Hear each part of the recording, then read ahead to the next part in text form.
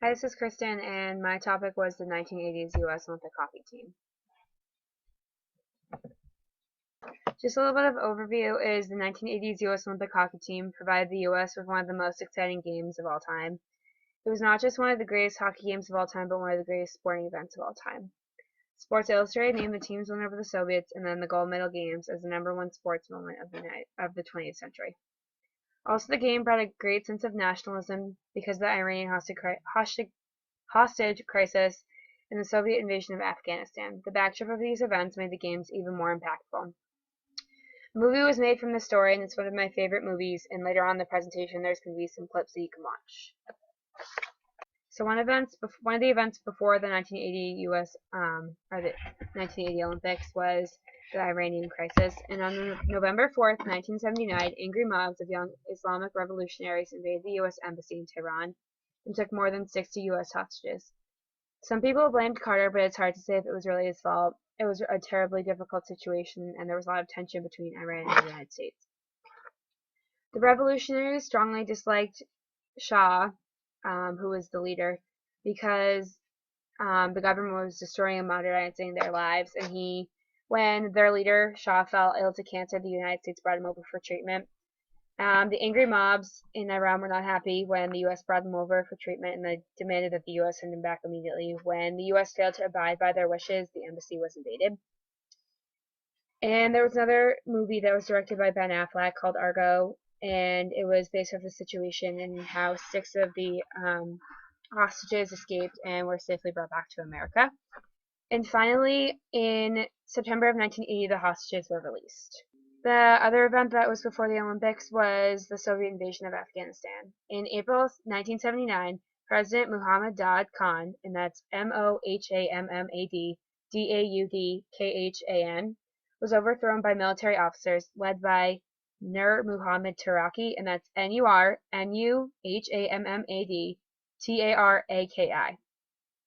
The government, however, was unstable, but had the support of the people. Because of the uprising and argument in the government, the Soviets were able to invade on December 24, 1979. 30,000 Soviet troops were sent in and were trying to take control of Afghanistan. However, the Afghan army in the Mujahideen, which is Mujahideen, would not give up, and they were going to protect themselves against the Soviets, and that's when there was the Afghan War. However, the Afghan army was not prepared for the invasion, and so the U.S. began to sympathize with them. So the coach of the gold medal team for the United States was Herb Brooks, and a little background on him was he was the last man cut from the 1960 gold medal team roster, but he went to play on the 1964 and 1968 Olympic teams, as well as 5 other national teams. So he had the experience that was needed to coach the Olympic team to victory against the Soviets and to win a gold medal. Also, he had just led the University of Minnesota Golden Gophers to a national championship in 1979, so that was another reason why he was a good fit for the coaching position.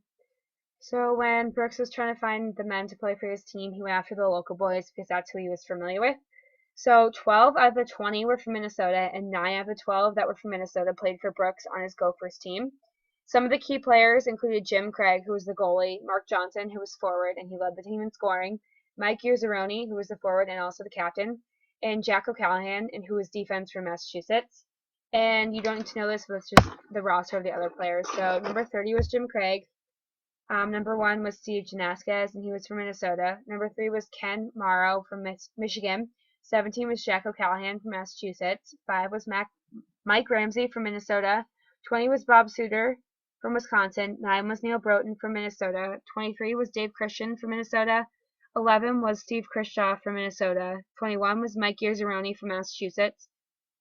28 was John Harrington from Minnesota. 10 was Mark Johnson from Wisconsin. 7 was Rob McCallahan from Minnesota. 16 was Mark Pavlich from Minnesota. 25 was Buzz Schneider from Minnesota. 8 was Dave Silk from Massachusetts. 19 was Eric Strobel from Minnesota. 27 was Phil Verchota from Minnesota, and 15 was Mark Wells from Michigan. So you can tell there were a lot of people from Minnesota, and there were still some from Massachusetts as well. So these are just some pictures of the key players. The top left was O'Callahan, the goalie is Craig, the bottom right is Johnson, and bottom left is Yuzeroni. So there was a lot of prep for the Olympic team before they went to the Olympic Games. And so they began with an initial European tour in early September, and the team played a 61 pre-game Olympic schedule against foreign college and professional teams. And they ultimately finished that pre-game schedule with a 42-16-3 record. And during that time, Brooks introduced his new offense called the Weave. And he said if they wanted to play with the Europeans, they had to play like the Europeans. And finally, they entered the Olympic Games in Lake Placid as the underdogs, and a lot of people didn't have really high expectations for them. So the U.S. had made it to the semifinals, and they were going to face the very talented Soviet hockey team. And the game had a lot of social and political hype. And before the game, Brooks delivered his famous speech, and you can watch the YouTube clip of the famous speech, but I'm also going to read it. And it was, "Great moments are born from great opportunity." And that's what you have here tonight, boys. That's what you've earned here tonight. One game, if we play them 10 times, they might win 9. But not this game. Not tonight. Tonight we skate with them. Tonight we stay with them, and we shut them down because we can. Tonight we are the greatest hockey team in the world.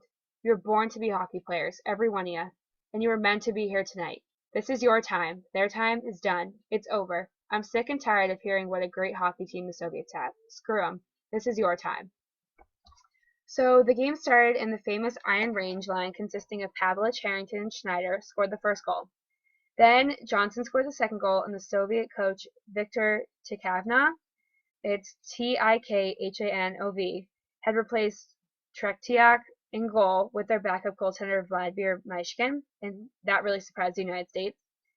And the Soviets were outshooting the Americans 30-10 in the first 2 periods.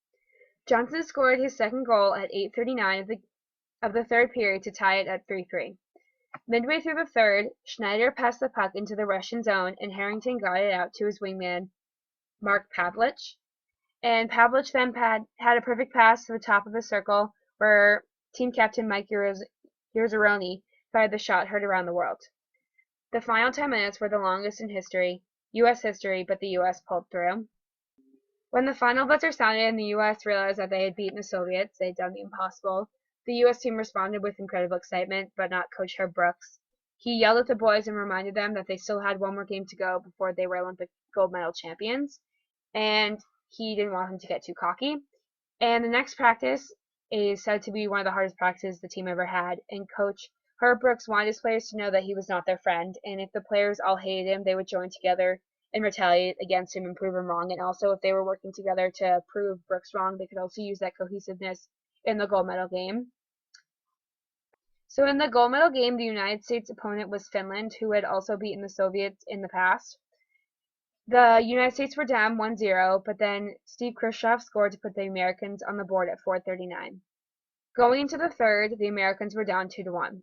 In the locker room, Brooks delivered another memorable and moving speech, reminding the players that they would regret this moment for the rest of their lives if they did not win. Phil Verchota was the hero of the game and scored at 2:25, and then Robbie McCallaghan scored to put the U.S. up 3-2 with the pass from Johnson. Then Johnson scored to increase the U.S.'s lead by 2, and the U.S. never backed down. Craig finished the game also very strong. With the final buzzer, the U.S. threw their sticks into the air and piled on top of one another on the ice chanting USA, USA. And the YouTube clip is just a clip of the last couple of moments of the gold medal game and just the reaction that the United States had when they were Olympic champions. So if you want to just watch that and just jot some of your reactions down, you can. After the game, all the players were incredibly emotional and moved, especially during the medal ceremony when they were standing on the podium about to receive their gold medals. And due to the game, there was a huge sense of national pride because the U.S. was gold medal champions, and it brought great pride to the country. Sports Illustrated named the team as Sportsman of the Year. Life magazine declared it as Sports Achievement of the Decade, and ABC Sports announcer Jim McKay called the Soviet game the greatest upset in the history of sports. The United States players on that hockey team were seen as heroes. They got to visit the White House, and they were also put on some Wheatie boxes. In the midst of the Cold War, when the U.S. beat the Soviets, it was even better than anyone could have imagined. Finally, just some other important things to note was that Mark Johnson led the team in scoring. The Schneider, Pavelich, Harrington line scored 17 goals and had 20 assists. Jim Craig did a fantastic job goaltending, and Dave Christian, Ken Morrow, Mike Ramsey, Neil Broughton, and Bill Baker were all incredible defenders.